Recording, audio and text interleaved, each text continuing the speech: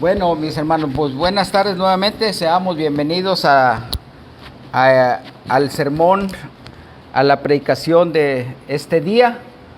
Nuevamente estamos en el libro de Colosenses, capítulo 3, versículos 18 y 19. El tema que hoy vamos a tratar se titula Dos reglas para una relación feliz, ¿verdad? Es un tema que está muy de moda, es un tema que trae un poco de controversia a veces por las situaciones que estamos viviendo hoy en día. Ahorita vamos a ver algunos temas que se relacionan y ustedes van a irlas analizando, ¿verdad? Recordemos un poco sobre esta carta que el apóstol Pablo les envía a una pequeña iglesia que se encontraba en una también pequeña comunidad llamada Colosas. Pablo, el apóstol, a los gentiles nunca había estado en aquel lugar. Sin embargo, ya había tenido muchas noticias. Desde el capítulo 1 le llegan noticias del amor que se tenían y de su gran fe, ¿verdad? Estas noticias le habían llegado por un consiervo de Pablo llamado Epafras, ¿verdad? Y que ahora estaba ministrando en aquella congregación. Y ya entrando en este capítulo 3, Pablo les anima, como nos anima a nosotros también. Es importante que vayamos reflexionando, no solamente que la carta está dirigida en otro tiempo, a otra comunidad, a otra cultura, sino viendo que esta carta también es para nosotros en este tiempo. Nos exhorta, nos anima, y no solo nos anima a dejar nuestra vieja humanidad, nuestra vieja vida, ¿verdad? ¿En qué andábamos anteriormente? ¿Cuál era nuestra vieja vida, nuestra vieja humanidad? Pasiones desordenadas, impurezas, malos deseos, avaricias, ¿verdad? Todo esto comparándola con las idolatrías que el mundo nos da. Recordemos que idolatría no solamente es adorar una imagen o adorar un ídolo de barro, sino que idolatría es todo aquello que no le agrada a Dios por medio de nuestro trabajo, por medio de nuestra familia a veces, por medio de nuestras posesiones, ¿verdad? Que nos apartan de cumplir al Señor, de ser obedientes al Señor. Inclusive muchas veces nuestras relaciones como pareja no están correctas, ¿verdad? Cuando no hemos cumplido legalmente con nuestra lo que el mundo nos manda hacer, que es debemos de estar unidos en matrimonio, ¿verdad? Esto muchas veces nos mantiene alejados de Dios, y que entonces cuando estamos alejados de Dios, apartados, dice la palabra de Dios que la ira de Dios está sobre nosotros. Y debemos de tomar, dice Pablo, en los versículos de 3 al 8, dice: porque si habéis muerto a vuestra vida, estamos apartados de Dios. Cuando Cristo, vuestra vida, se manifieste, entonces vosotros también seréis manifestados con Él en gloria. Mientras no estemos en buena posición en lo que manda Dios, estaremos bajo la ira de Dios. Pero cuando ya hemos cumplido y andamos en una vida recta, entonces ya será manifestada la gloria de Dios en nosotros. Así que el apóstol Pablo nos manda a tomar esa nueva vida, dejando, dice, los enojos, dejando la malicia. Y la malicia es un término también que abarca muchas cosas, como por ejemplo los chistes de todos colores, ¿verdad? Ahora los manifiestan como que es un chiste blanco, es un chiste colorado, o a veces los dobles sentidos. Todo eso abarca. Las blasfemias, ya no se diga, las blasfemias en contra de la palabra de Dios, y toda palabra deshonesta que salga de nuestras bocas. Las mentiras, que a veces muchas de las veces estamos tan acostumbrados a decirlas que es tan difícil a veces cambiar.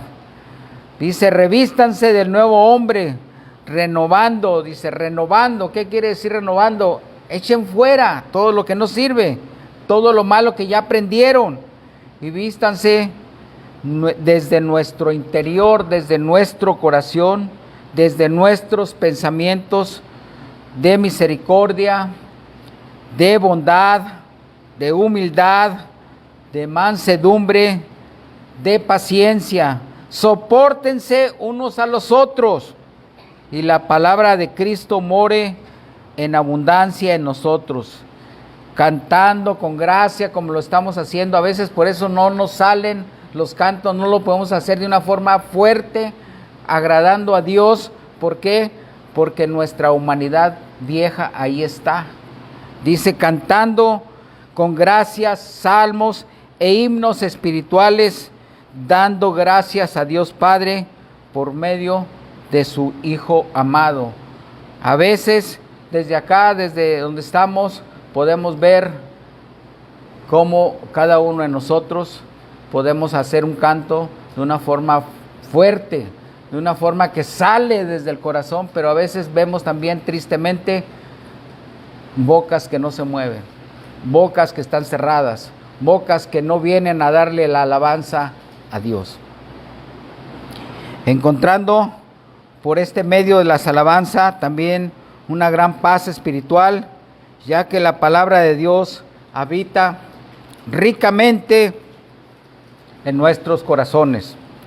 Y ahora estaremos ya con este tema que es muy importante: 2 reglas para una relación feliz. ¿Por qué en este tiempo está de moda que muchas veces el hombre no quiere responsabilidades y la mujer igualmente deja una relación fácil? Se le hace muy fácil dejar una relación, tomar otra, y el hombre igualmente, porque no hay en sus corazones el temor de Dios, ¿verdad? Entonces vamos a tener, ya no cumpliendo todos los mandamientos, pero cumpliendo 2 reglas para una relación feliz, 2 reglas para tener un mejor vida con nuestra pareja, ¿verdad? Entendiendo, y lo vamos a ir analizando, entendiendo que el Señor es el que hace toda la obra. El apóstol Pablo, en los próximos versículos, nos hará una serie de exhortaciones a los miembros, a los pequeños miembros que estamos aquí, los que nos están escuchando por la red social. Nos va a hacer una pequeña exhortación, ¿verdad?, para que podamos tener una familia feliz, para que podamos ser miembros de una familia cristiana, ¿verdad? Estos versículos contienen consejos para las esposas y para los maridos, para la relación entre hijos y padres, e inclusive la relación que había en aquellos tiempos con los esclavos y con el amo, porque recordemos, como les dije hace un momento, que en aquel tiempo se permitía y estaba permitida la esclavitud. Los esclavos eran comprados y los amos a veces hacían maltrato de esos esclavos, y los esclavos también no querían mucho a los amos por el maltrato que les daban. Así que estos temas, que parecen muy sencillos, muy simples, tienen una gran trascendencia, sobre todo en los tiempos actuales, como les dije, en donde el mundo y todas las ideologías que se están compartiendo en las redes sociales, nosotros estamos muy prestos a seguir, pero la palabra de Dios no la queremos seguir. El empoderamiento de la mujer, que en estos tiempos se está llevando a cabo de muchas formas, ¿verdad? La globalización en el mundo, ¿verdad?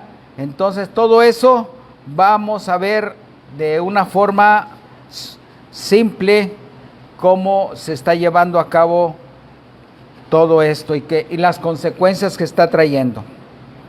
El matrimonio fue creado por Dios, y sobre todo también la familia. Entonces, si Dios creó la familia, desde el principio creó el matrimonio, ¿por qué mucha gente se opone ahora a casarse? ¿Por qué?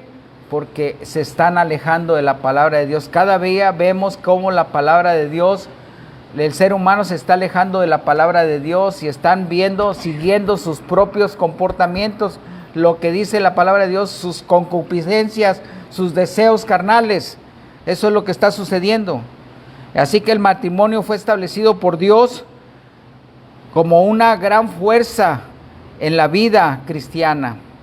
El matrimonio fue dispuesto por Dios para la preservación de la vida, porque no solamente se trata de venir a ser hijos y los abandono, ya sea los dejo con la mujer o ya sea los dejo con el hombre, porque ahora es muy común encontrar mujeres solas y ahora es muy común encontrar también hombres solos que tienen hijos.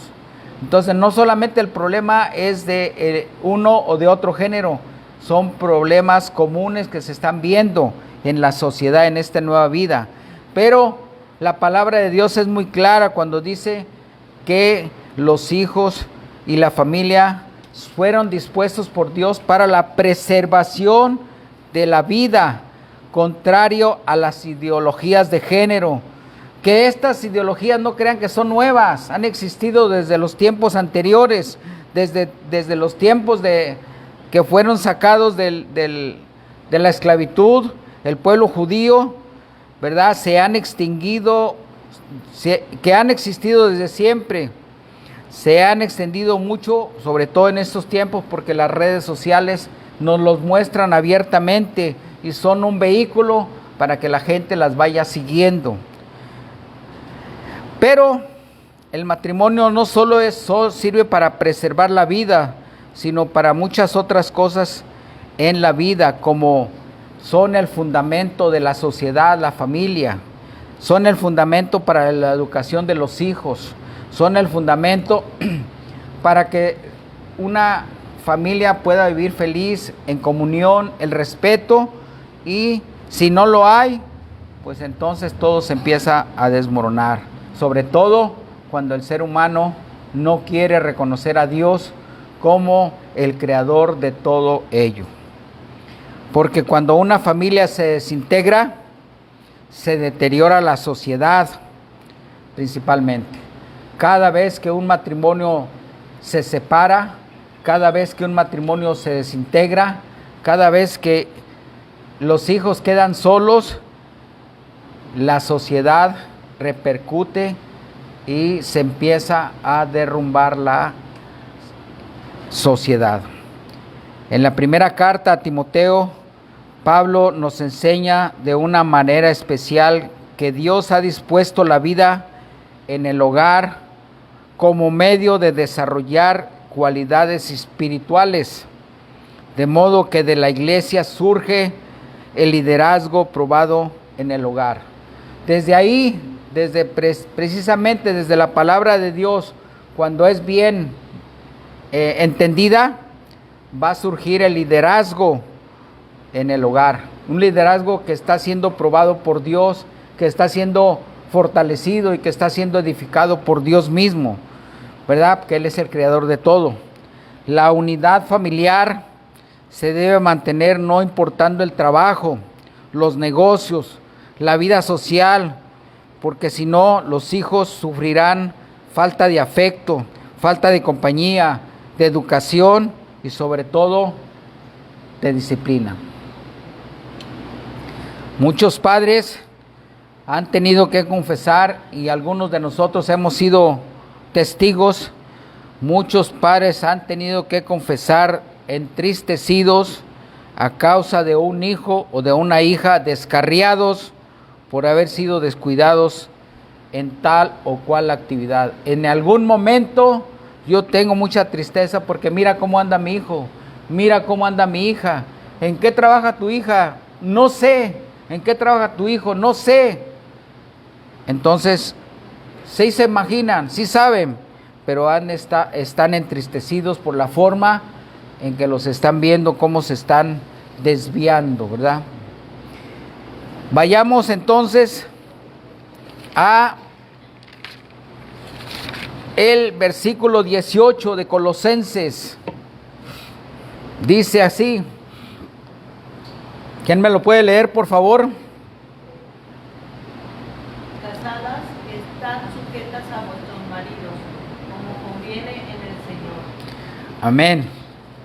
Parece simple, ¿verdad? Estas palabras, ¿verdad? Versículo 18 dice el apóstol Pablo: casadas, estad sujetas a vuestros maridos como conviene al Señor. Y ahí empieza el primer problema. En esta primera instrucción de Pablo se dirige a las esposas. Se les instruye que estén sujetas a sus maridos como conviene al Señor.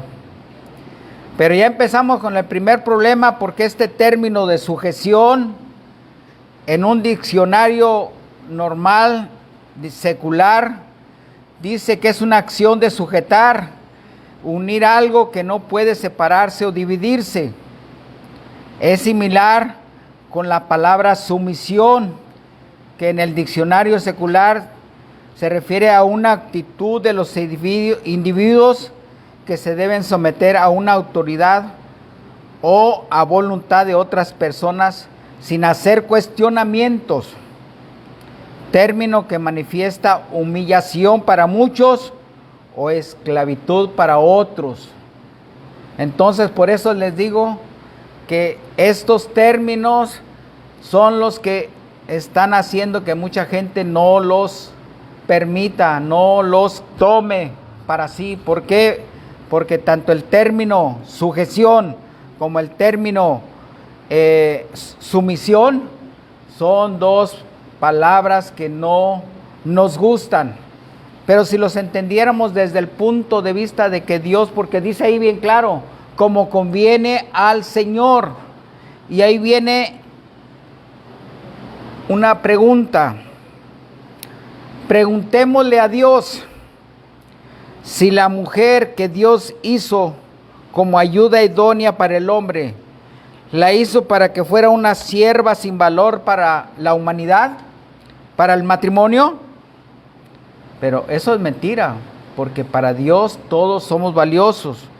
Para Dios una mujer es valiosa, porque Dios desde el principio en Génesis dijo que todo lo había hecho bueno en gran manera y con propósitos bien definidos. Así que en muchos círculos sociales muchas mujeres no aceptan el término sumisión, porque primero suena a servir, suena para muchas más fuerte a esclavizar, a estar esclavizadas, y así lo manifiestan. Segundo, entonces lo primero que piensan es en soltarse esas cadenas, rebelarse y en no dejarse someter. Según el plan divino, el marido es cabeza de la casa y la mujer ha recibido el puesto de sometimiento a su marido. Ella no debe dominar ni ejercer la guía de su hogar ni de su marido, sino dejarse conducir de manera dócil por el marido, que es la cabeza del hogar. Cuando escuchamos o leemos la palabra sumisión, nos estremece el ceder el poder y la autoridad, y más aún en estos tiempos modernos, en donde se celebra la libertad, la igualdad, el feminismo, el individualismo, animando a todo tipo de personas, como ya les dije, hombres y mujeres, a pensar y actuar por sí mismos. Yo pienso esto. No debes de hacer esto. Y pasan el consejo y van pasando todas las ideas hacia sus generaciones. No te dejes esclavizar, no te dejes someter, no te dejes eso, ¿verdad? Entonces, esas están animando a otras personas a actuar por sí mismas. Y a menudo creemos que alguien nos quitará nuestra libertad o nos obligará a hacer algo en contra de nuestra voluntad. Así que inclusive mucha gente crea una gran controversia, no solamente hacia la sociedad, sino hacia Dios, porque esa rebeldía no solamente es contra su marido, contra la familia, contra la sociedad, sino contra Dios mismo. Porque hay muchos versos que involucran sumisión, y esta palabra viene de un término griego que se utilizó en el medio militar y que significaba someterse a un líder, pero con una actitud voluntaria, de cooperación y confianza en su autoridad. Entonces desde ahí vemos que el término que fue utilizado bíblicamente no significaba esclavizarlas precisamente, sino decía: sométanse voluntariamente con cooperación y confianza en esa autoridad que les está siendo dada. Vayamos a 1 Corintios 11:3, por favor. 1 Corintios 11:3. Nuevamente nos recalca, léeme por favor. Pero quiero que sepáis que Cristo es la cabeza de todo varón, y el varón es la cabeza de la mujer, y Dios la cabeza de Cristo. Ahí nuevamente la palabra de Dios nos recalca quién es la cabeza del matrimonio, ¿verdad? La cabeza del matrimonio es Dios. La cabeza de ese hogar, del hogar, es Cristo, ¿verdad? Pero el hombre debe de estar también bien consciente que a él debe de estar sometido a la voluntad de Cristo, ¿verdad? Que es la cabeza de ese hogar, ¿verdad? Y entonces sí viene en el orden jerárquico quién es la cabeza de la mujer.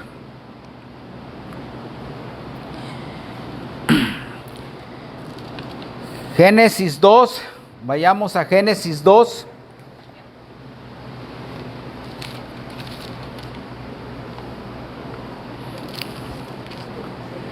Génesis 2, 18.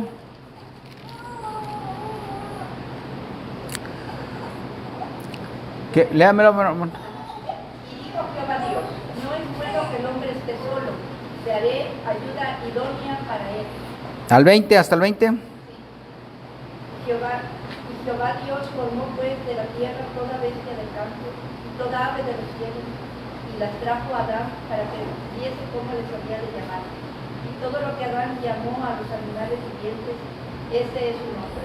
Y Adán puso el nombre a todas las bestias, y a toda ave de los cielos, y a todo ganado del campo. Mas para Adán no se halló ayuda idónea para él. El 22, por favor.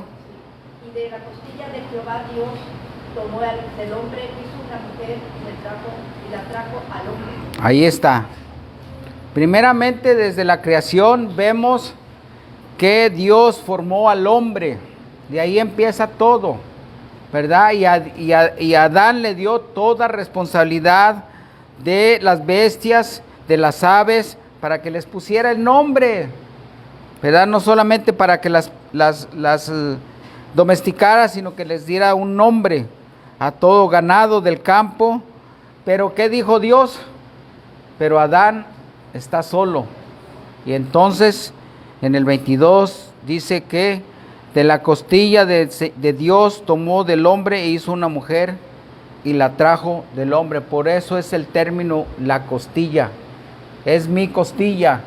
Por eso es el término que la mujer viene del hombre, ¿verdad? Entonces, si entendemos todos estos términos, muchas veces lo hacemos porque no conocemos a Dios.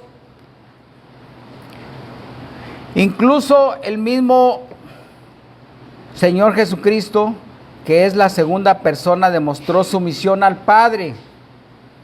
Ya lo vimos hace un momento, ¿verdad? Porque el Hijo en todo momento le obedeció al Padre. Y eso lo vemos en el Evangelio de Juan 6. Por favor. 6, 38 al 40.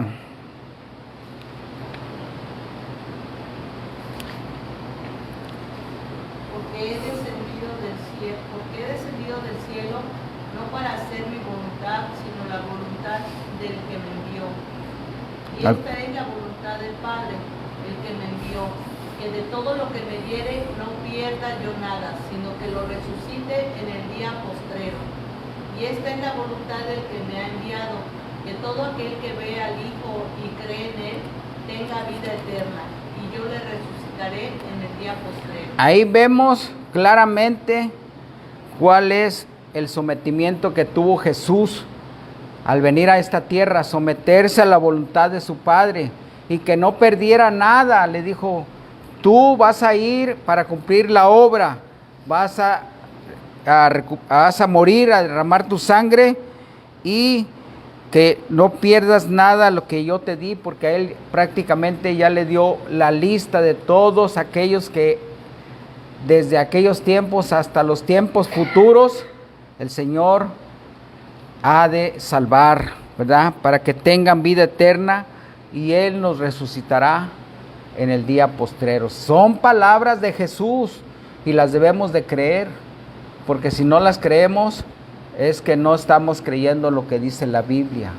¿verdad? Es muy claro la reflexión de que el Hijo demostró una sumisión al Padre desde el principio. Así que los cristianos debemos seguir el ejemplo de sumisión de Jesús a su Padre como la máxima autoridad. La Biblia nos da muchos ejemplos de quién debe someterse a quién. No dice que la mujer se empodere, no dice que la mujer sea líder, no dice que la mujer sea pastora, no dice que la mujer sea la cabeza del hogar, no lo dice, ¿verdad? En este caso, a las esposas se les dice que se sometan a sus esposos. Primera de Pedro 3, del 1 al 6, por favor. Nuevamente, otra vez. Primera de Pedro 3, del 1 al 6, por favor, Olga.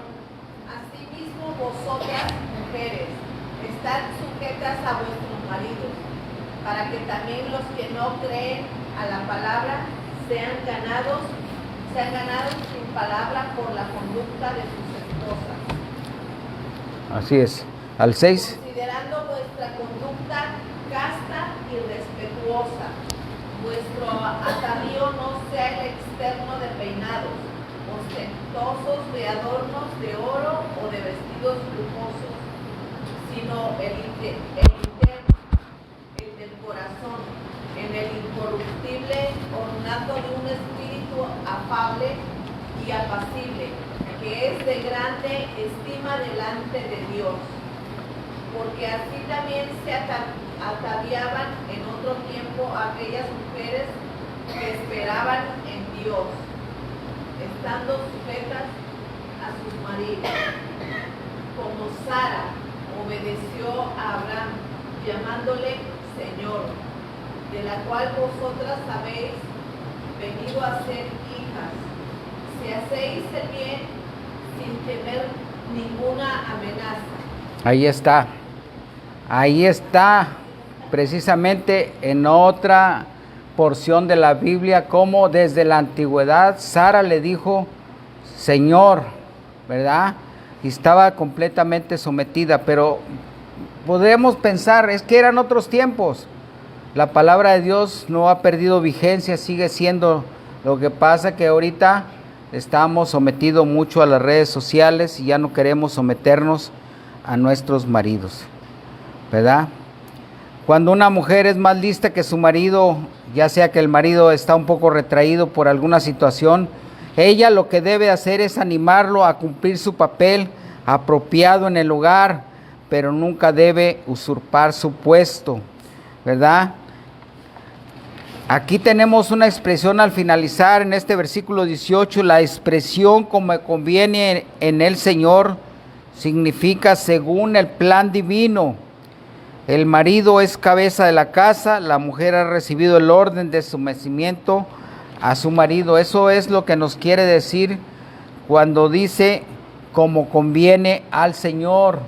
no porque haya sido algo que a chaleco lo tenga que hacer, sino es voluntario porque así conviene a esta relación. Ahí está la primera regla para un matrimonio feliz.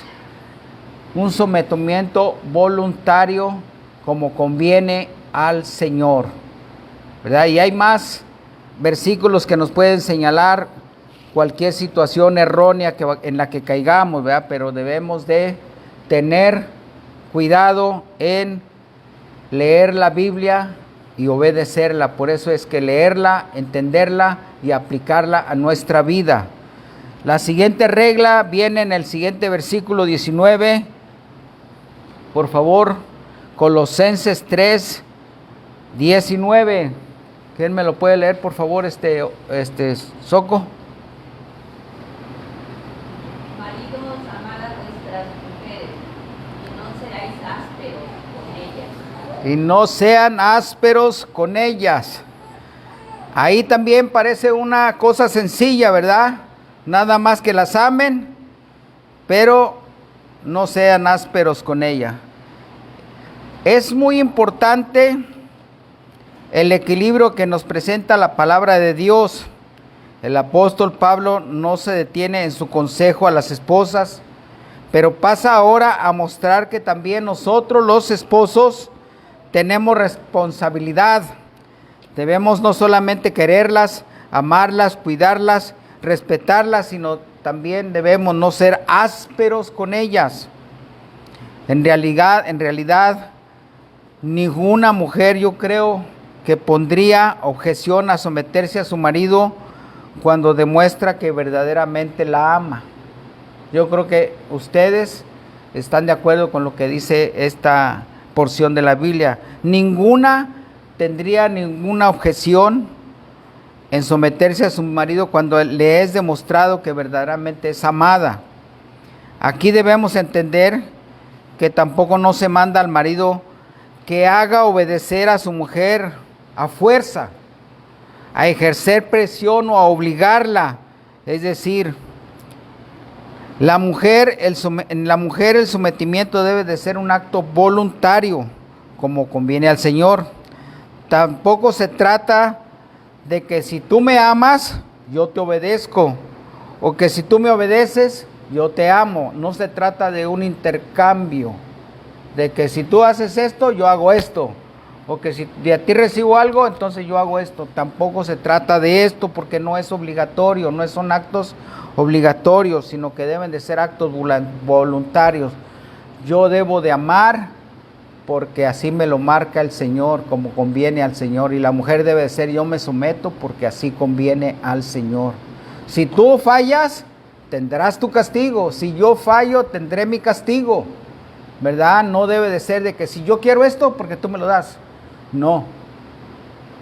Entonces ya ahí hay una presión, ya hay una obligación, ya hay un compromiso que lo están haciendo no en base a lo que quiere Dios, sino a lo que quiere el ser humano. No son actos de que si tú me das, yo te doy. No es así. El Salmo 128, 3 y 4, leámoslo. Salmo 128, 3 y 4. Víctor.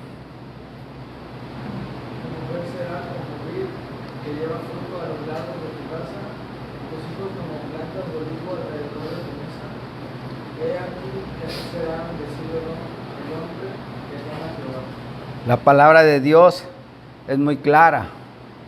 Llévenlo, anótenlo. Esos Salmos 128, 3 y 4, ¿verdad? Muy claro. La mujer será como vid que lleva fruto a los lados de tu casa. O sea, extiende la bendición a los lados de su casa. Y tus hijos serán como plantas de olivo alrededor de tu mesa, ¿verdad? He aquí que así vendrá la bendición del hombre que teme al Señor.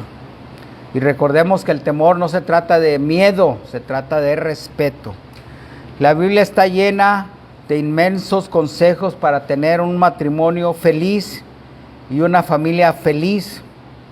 Preguntémonos ¿Cuál es la principal razón por la cual los matrimonios fracasan y los hogares se destruyen? Y la razón principal es porque hemos olvidado los principios de Dios y sobre todo los consejos para la familia y el matrimonio feliz, ¿verdad? Ya tenemos el segundo consejo, ¿verdad? La segunda regla. Primero, las mujeres someterse y el hombre ámela, ¿verdad? Sin menoscabo de nada. Él siempre tiene que ser responsable del amor, del cuidado, no solamente de situaciones, sino que debe de amar sin condiciones, ¿verdad? Vayamos a un consejo que está en Efesios 5, del 21 al 25. Efesios 5. Someteos unos a otros con el temor de Dios. Las casadas estén sujetas a sus propios maridos como a Dios. Porque el marido es cabeza de la mujer, así como Cristo es cabeza de la iglesia, la cual es su cuerpo, y Él es su Salvador.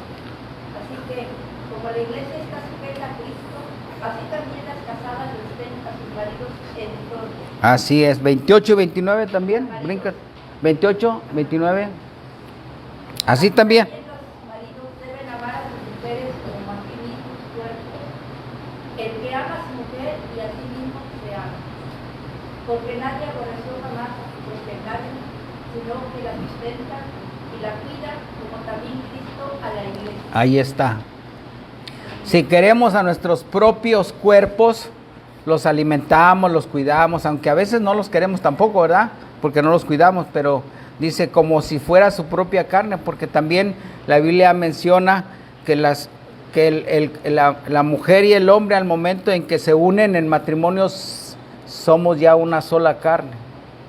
Ya no somos dos carnes, somos dos, no, ya somos una sola carne. Así que debemos de sacrificar todo, el marido debe de sacrificar todo por su mujer. Y segundo, debemos buscar siempre la felicidad el uno al otro y debemos cuidarnos cada uno como nuestra propia carne. Otro consejo se encuentra también en Efesios 5:31 igual. Fíjese cómo esta carta da muchos consejos, 31. Por esto dejará el hombre a su padre y a su madre, y se unirá a su mujer, y los dos serán una sola. Ahí está. Por eso el marido, el hombre dejará a su padre y a su madre y se unirá a su mujer y los dos serán una sola carne, ¿verdad? Escuchemos, nosotros los esposos debemos dejar la casa paterna y hacer nuestro propio hogar aparte con nuestra mujer, aunque sea chico el departamento, aunque tengamos pobreza, aunque no tengamos muchas propiedades, pero que en ese lugar haya amor de cada uno y de ambos. Estos y muchos más consejos vienen de Dios en su palabra, en su sabiduría.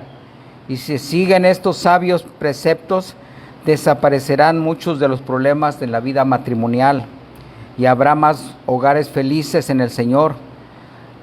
Algo que se me pasó es que siempre en un matrimonio debe estar presente Cristo en nuestras vidas. Si no está Cristo, entonces cada uno hará lo que conviene a sus propios intereses, hará conforme convenga a sus propias concupiscencias. Yo me voy, me gasto todo el dinero y le doy lo que me sobre a la mujer, o la mujer me saldré y a ver a qué horas vengo, a ver a qué horas llega el Señor. Le doy de comer, pues hay que comer lo que sea, ¿verdad?